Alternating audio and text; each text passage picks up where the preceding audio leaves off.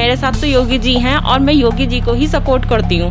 इस मुस्लिम महिला के शब्द सुन शायद कट्टरपंथी चौंक गए हैं, क्योंकि इस मुस्लिम महिला ने 3 तलाक के सख्त खिलाफ कही और इस मुस्लिम महिला ने योगी आदित्यनाथ को समर्थन दिया।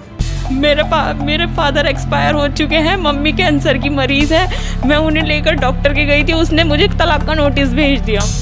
वोट दिया ताकि 3 तलाक जैसा अभिशाप से बच सके, लेकिन इस महिला के शोहर ने इसे खुद 3 तलाक दे दिया। वजह जानते हैं, क्योंकि इस मुस्लिम महिला ने योगी आदित्यनाथ को वोट दिया, अपना समर्थन दिया था। घर बैठे बैठे जो तलाक दे देते हैं, जो लड़कियों की ज़िंदगी खराब कर रहे हैं, इस चीज़ को ख़त्म किया जाए। मेरी शादी 7 दिसंबर 2019 को हुई थी। मेरी 2019 शादी के बाद कुछ 6 महीने तक मेरा सब कुछ ठीक चला और उसके बाद मेरी नंदों का व्यवहार बहुत ख़राब रहा। वो मुझे मेरे साथ मारपीट करने लगी, नंदोई टॉर्चर करने लगे कि हम नंद मेरी खदीजा बेगम मुझे तलाक की धमकी देने लगी कि मैं तुझे अपने भाई से तलाक दिलवा कर ही छोड़ूंगी, और फिर मारपीट करने लगी। खाने के पीने के ताने देती थी, कहती थी पूरे घर का खर्चा मैं उठाती हूँ, जैसे मैं कहूँगी तू वैसी चलेगी।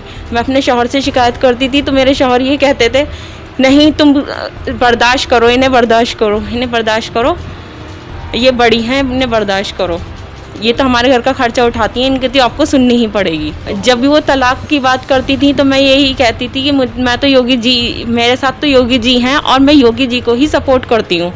तो अब वोट भी मैंने योगी जी को ही दिया था, तो इस चीज़ से वो बहुत नाराज़ हुई, बहुत ज़्यादा।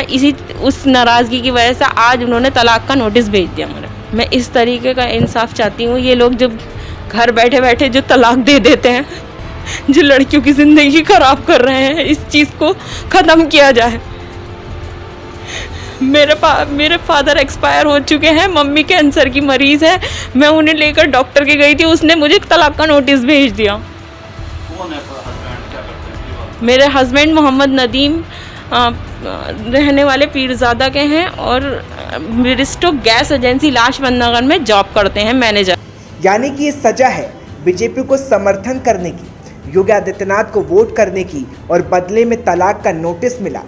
मामला जैसे ही सुर्खियां बना, पीड़िता की तहरीर दर्ज कर ली गई। थाना कोतवाली में एक महिला के द्वारा अपने ससुराल के लोगों के द्वारा और पति के द्वारा जो किया जा रहा था, उसके संबंध में एक प्रार्थना पत्र दिया गया था।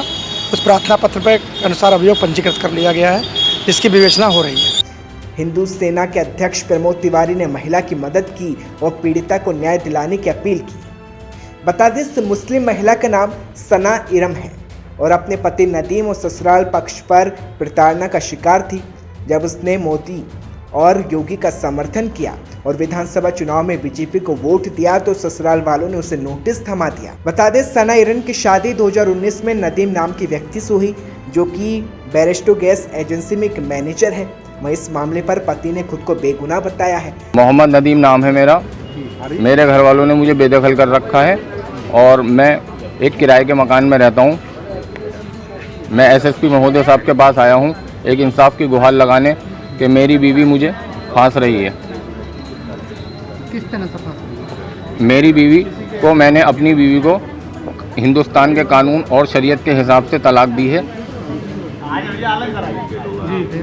मई 2022 में, जून 2022 में और जुलाई 2022 में मैंने उसको मौखिक और नोटिस के माध्यम से तलाक दी है, जो शरीयत और हिंदुस्तान के कानून के नियम के अनुसार है। वो मुझे धमकियां देती थी बीच बीच में 2.5 साल से कि मैं तुम्हें योगी बीजेपी की सरकार है, हमेशा महिलाओं की चलती है, तुम मेरे साथ कितना भी अच्छा कर लो, कुछ भी कर लो, मैं तुम्हें, तुम्हारे घर वालों को और तुम्हें जेल भिजवा के रहूँगी। और मुझे 10 लाख रुपए की धनराशि की मांग करती थी। ये कहती थी कि मैं योगी जी के पास जाऊंगी, मेरी राजनीतिक दलों में बहुत बात है, लोग मुझे जानते हैं बीजेपी की सरकार में, मैं तुम्हारे ऊपर जो भी झूठा इल्ज़ाम लगाऊंगी वो मेरा माना जाएगा।